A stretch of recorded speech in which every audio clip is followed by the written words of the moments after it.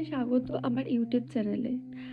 আজ সকালে আমার সমস্ত কাজ হয়ে যাবার পর যখন আমি ডিউটির জন্য রেডি হচ্ছিলাম, তখন ফৌজিবাবু ভিডিও কল করলো। ও বলল, "তুমি রেডি হও, আমি ভিডিও কলিংয়ে থাকবো।"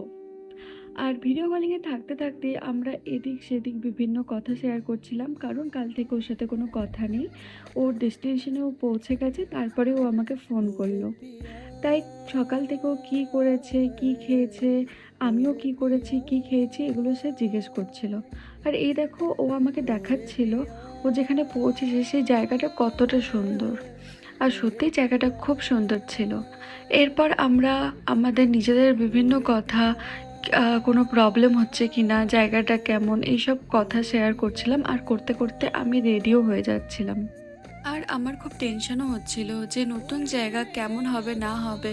আর সবাই তো সব ওয়েদারটা মানিয়ে নিতে পারে না, সেই জন্য ও আমায় বলছে, "না না, তুমি টেনশন করো না, সব কিছু ঠিক আছে। আর এই জায়গাটাও খুব সুন্দর।"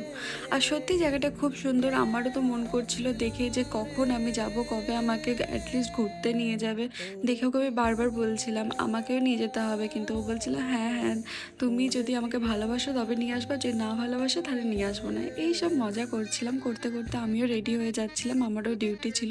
আর তারপর আমি ওর সাথে ফোনটা রেখে আমি ডিউটির জন্য বেরিয়ে পড়লাম।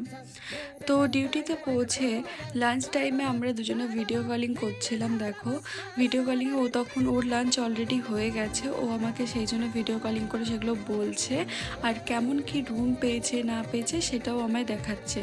আর রুমটা সত্যিই খুব ভালো ছিল। যাই হোক, ওরা তো সবসময় ভালো জায়গায় থাকতে পারে না, এখানে অ্যাটলিস্ট রুমটা ভালো।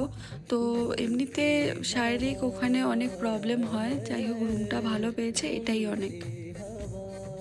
সত্যি এমন একটা মানুষ পাওয়া ভাগ্যের ব্যাপার, যে আমার থেকে দূরে থাকলেও ও কিন্তু আমাকে সবকিছু শেয়ার করে। সারাদিন কখন কি করে, খুঁটিনাখাটি সব জিনিস ও কিন্তু আমার শেয়ার করে। আর আমিও সেরকম, আমি সারাদিন কি করি, কোথায় যাই, কি খাই, সবকিছু আমিও ওকে শেয়ার করি। তো সত্যি এটা তো হওয়া দরকার, আমরা যেহেতু দূরত্বে থাকি তাই সবকিছু দুজন দুজনের জানা দরকার। আজ এই পর্যন্তই, চলো টাটা, বাই।